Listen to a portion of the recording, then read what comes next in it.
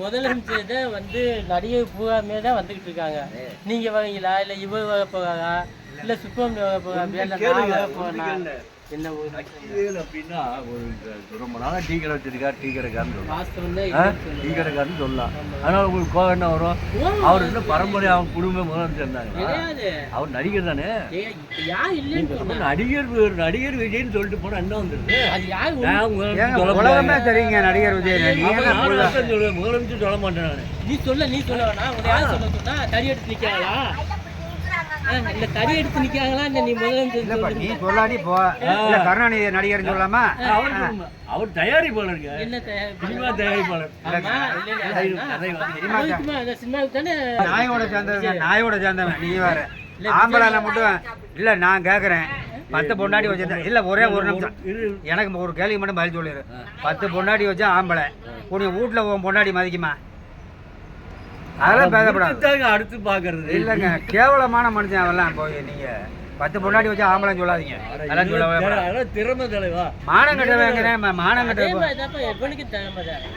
விஜய்க்கு மட்டும் நீதான் சொன்ன முதலமைச்சர் சொல்ல முடியாது விஜய் அப்படின்னு நீதான் சொல்ற. ஒரே ஒரு வார்த்தை தான் சொல்லிருக்கேன். அவனும் ஒரு நடிகர் பொம்பளைக்கு போறான்னு சொல்ல. விஜய் ஒரு நடிகர், அவ்வளவுதான். நான் என்ன சொல்றேன்னா முதலமைச்சர் இல்லையே இல்லையே எங்களுக்கு வேணாங்க அவரு. உங்களுக்கு முதலமைச்சர், எனக்கு வேற முதலமைச்சர். தமிழ்நாடு முதலமைச்சர் யாருன்னு கேட்டா நான் நடிகர் விஜய் தான் சொல்லுவேன். உன்னை யாராவது வந்து முதலமைச்சர் சொல்லி தடி எடுத்து அடிக்க போறாங்க? இல்ல நான் சொல்லுவேன். நீ முதலமைச்சர் இப்ப யாரு? நான் 1000 முதலமைச்சர் சொல்ல மாட்டேன். முதலமைச்சர் நீ கேக்குறீங்களா விஜய் யாருன்னு? நடிகர் எம்ஜிஆரே முதலமைச்சர் தாங்க. நடிகர் எம்ஜிஆர் தான் அவரே விருப்பப்படுவார். முதலமைச்சரா விருப்பப்பட மாட்டார். நடிகர்னா தான் விருப்பப்படுவார்.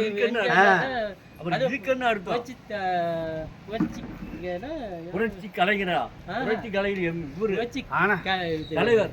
ஆனா ஊழல்ல வந்து அதுக்கு வேறங்க.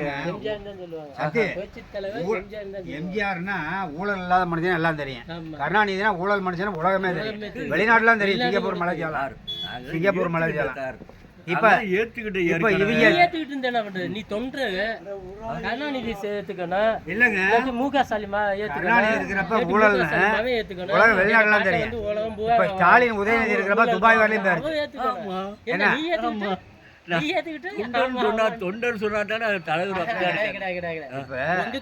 வீட்டுல வந்து ஆயப்பெல்லாம் அந்த வீடு இல்ல. விஜய் தொண்டர் தானே நீங்க? நான் சொல்றேன் வீடு இருந்துச்சுன்னா ஆயப்பெல்லாம் அந்த வீடு அதுக்கப்புறம் தான் சொல்றா. அதனால வந்து நாங்களாம் எம்ஜிஆர் ஆளுங்க.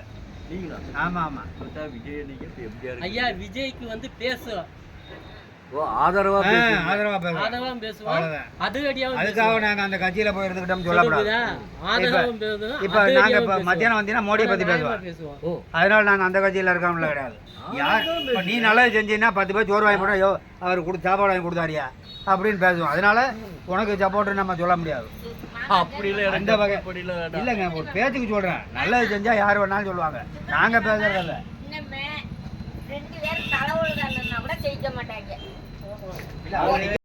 அவங்க என்ன தலைவர் வாந்தி வந்துடும். ஆஸ்பத்திரி போக வேண்டியதான்.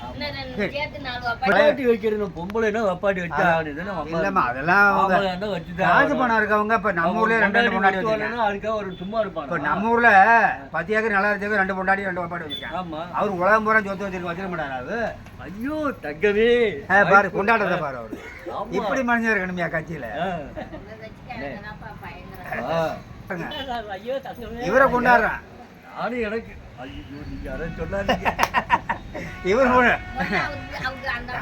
இவரு வப்பாட்டி வச்சிருக்கிறதுக்கு அப்போ ஆதரவு கொடுக்குறாரு. இவர் பொண்டாட்டி வீட்டுக்குள்ள விடுமா?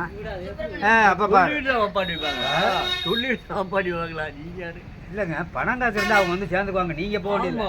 அவங்க வந்து சேர்ந்துக்குவாங்க. அதான் எல்லாத்துக்கும் அந்த வாய்ப்பு கிடைக்காது. ஏங்க அந்த வாய்ப்பு எல்லாத்துக்கும் கிடைக்காதுங்க.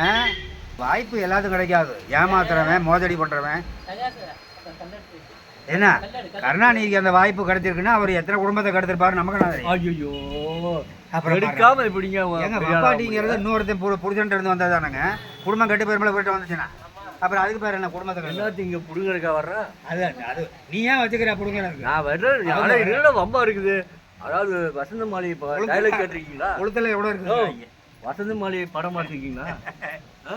படம் பார்த்துட்டு சொல்லு. வசந்த மாளிகையில சிவாஜி சொல்ற டைலாக் கேட்டிருக்கீங்களா?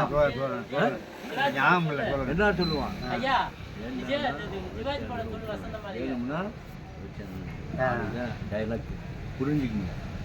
சிவாஜி படம் இல்லைங்க, இந்த டயலாக பேசினாரு. அவருக்கு அரசியலில் ஒரு ஓட்டு போட்டானே எவனாச்சு சிவாஜிக்கு. டெபாசிட் போயிருச்சாங்க இது திருவையாறுல. அதுக்குதான் சொல்றேன், எல்லாரும் ஆக முடியாது. அவருக்கு மூஞ்சி இல்லை. ஐயா, அதாவது வந்து மனுஷனை மதிக்க மாட்டாங்க சிவாஜி எல்லாம். இங்க கேளு. இல்ல எந்த ஊரு? சிவாஜி, அந்த இங்க இளைஞர் கேளு ஓட்டே சுப்பிரமணிய. ஓடுறது சுப்பிரமணிய. வச்சுக்கிட்டா அப்படியே நடந்துக்கணும். அட இதை கேளு, இது தெரியுமா தெரியாதா?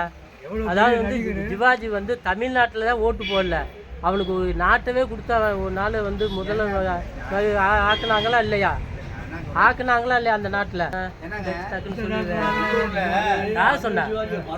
நீ என்னன்னா நீ அவர் தர்ம புண்ணியம் ஐயா. இவன் கஞ்ச பிரபு, இந்த சிவாஜியை தான் பா- இவன் கஞ்ச பிரபு, நீ வேற.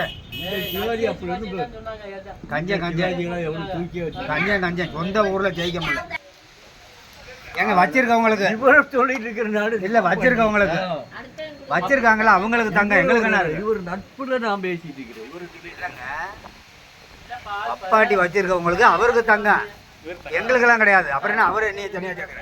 எங்களுக்கு கிடையாது. நான் வந்து இப்போ ஒரு இதா சொன்னேன். நாங்கெல்லாம் ஜெட்டில்மான். நான் அப்படி சொன்னாருங்கிறதுக்கு அவர் வாழ்க்கை. அது ரொம்ப விளக்கமா இருக்கு. மானங்கிட்ட வேலையா இருந்தாலும் இவ்வளவு விரிவா பேசி கிடக்குறீங்க. சுருக்கமா பிடிக்க இதை போய் ஏங்க அப்பா அழுத்து எழுதி பேசிக்கிறீங்க? இல்ல பெரிய படம் போல அது என்ன சேனல் சென்னையில பாப்பாங்க. சென்னையில அப்படிதான் இவன்ட்ட கேட்குறாங்க. ஆமா, என் பொண்ணை படிக்க வச்சீங்க, கடைக்கு படிக்கிறீங்க. நான் போயிட்டேன். இந்த கலைஞரோட பையனா பேரனா பையனுங்க, பேரனுங்க, தொண்டருங்க, முன்னாடி 3 பிள்ளை வயசு பிள்ளை இருக்கு பாத்தீங்களா? தட்டு பாத்தீங்களா டேபிள? அப்புறம் கீழே மேல உட்காந்து கீழே உட்காந்தா அது என்ன வலிமைன்னு அவனுக்கு தான் தெரியும். அவனுக்கு தான் தெரியும். ஆட்சியில இருந்து நம்மள ஜனங்க காரி துப்பி விரட்டி விட்டாங்களேன்னு அவரு கவலைப்படுறாரு, வேதனைப்படுறாரு. நீ உனக்கு அந்த இடத்துல உட்கார்ந்தாதானே தெரியும். ஜனங்களை போய் பார்க்கணும். என்னடா நம்ம அப்பே மேல உட்காந்தாரு, வேற ஒருத்தன் உட்காந்துருக்கானு நம்மளுக்கே இருக்குங்க. வந்தோடனே அவங்க ஒரு ஆளை தேடிட்டீங்கன்னு சொன்னான்னு ஒரு அப்பாவை காணாம போயிட்டாரு. அவனை ஒருத்தன் கேட்டான் அதிக கட்சியில. அடே கொஞ்ச நாள் பேசாம வாயை பொத்திட்டு ஏதாவது தவறா சொல்லி போடுவேன். அப்போ இப்படி சொல்றான், 3 ஃபைலுக்கு வந்து ஓப்பன் பண்ணி பார்க்கட்டாங்க. யாரு உதயநிதி சொல்றான், 3 ஃபைல் இருக்குது, அந்த 3 ஃபைல் ஓப்பன் பண்ணி பாரு, அப்பதான் உனக்கு என்ன லட்சணம் தெரிஞ்சு சொல்றான். திறந்து பார்க்க மாட்டேங்கிறானே.